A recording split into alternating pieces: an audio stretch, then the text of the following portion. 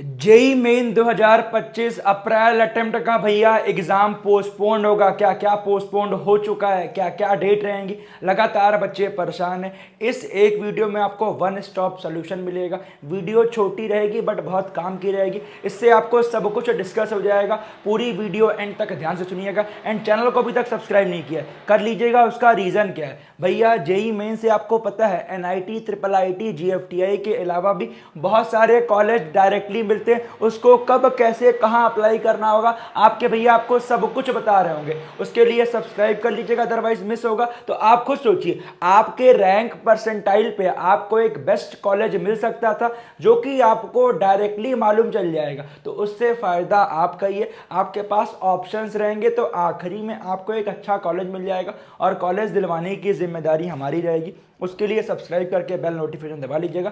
परेशान बिल्कुल मत होइएगा, ये आपकी जेई मेन की वेबसाइट है। एंड अभी कुछ और इंपॉर्टेंट बात भी बताऊंगा जो कि आपको जानना बहुत जरूरी है, जिसमें आप लास्ट अपडेट देखो 21 मार्च है। एंड जो आपका एडमिट कार्ड है उसका लिंक आपका आ चुका है। ये लिंक आपका कभी भी एक्टिवेट हो सकता है, क्योंकि देखो लिखा है ना, admit card schedule will be available सून।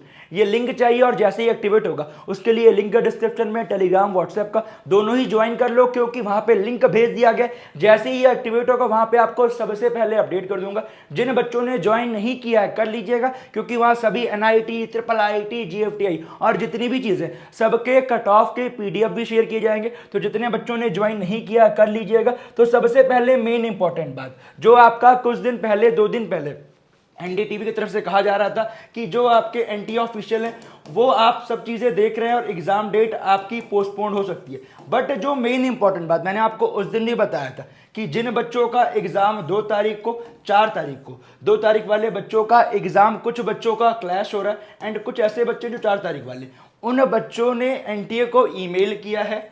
और मैंने पहले ही कहा था, किसी बच्चे का क्लैश हो रहा है अपना एनटीए का एग्जाम डेट, मतलब जो सिटी इंटीमेशन में डेट आई है वो ईमेल करना है। साथ में जो आपका सीबीएसई का एडमिट कार्ड है वो आपको मेल करना है।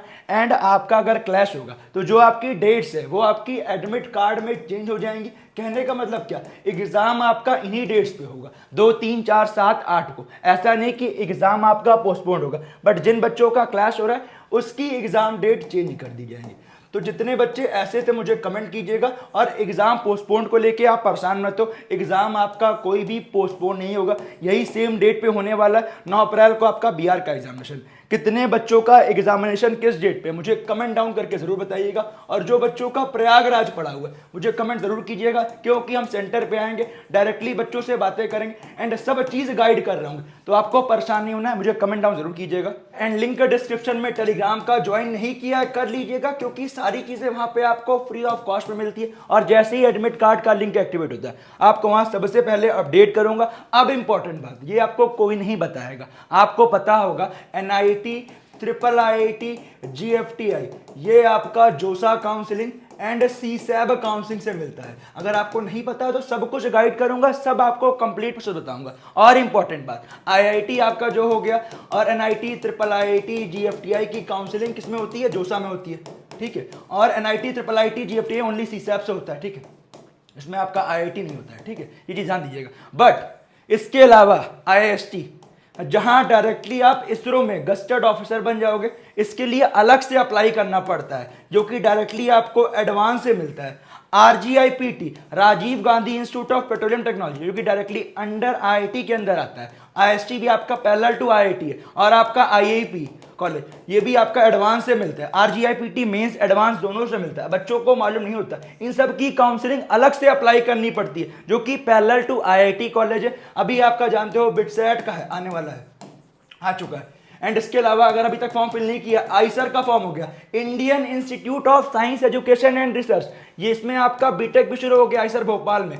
तो बच्चों को चीजें मालूम नहीं होती, अभी आप एग्जाम दे लीजिए, जैसे ही हो जाएगा कब किस बच्चे को अपने रैंक के अकॉर्डिंग कहां कहां अप्लाई करना चाहिए सब डिस्कस कर दूंगा। इसीलिए बोल रहा हूं सब्सक्राइब कर लो, क्योंकि आपको अगर राइट गाइडेंस नहीं मिली, आप खुद सोचो, अगर आपको एक बेस्ट कॉलेज मिल जाए तो आपका अगले 4 साल इसी पे डिसाइड होगा। तो उसके लिए परेशान मत होना, कंप्लीट आपकी काउंसलिंग भी करके देने वाले हैं। उसके लिए बस आपको एक सब्सक्राइब करना है, क्योंकि मैं इसीलिए बोल रहा हूं, मैंने पिछले साल बच्चों को देखा था, वो बोल रहे थे काश मैंने कर लिया होता। उनकी गलतियां होती हैं, फिर आपको ही पछतावा होता है। अभी आपको मालूम होगा जो बच्चे ईडब्ल्यूएस ओबीसी वाले हैं, 1 अप्रैल आ चुका है, बहुत पास है, तो आप अप्लाई कर दीजिएगा सर्टिफिकेट। अदरवाइज फिर सर्टिफिकेट नहीं बनेगा।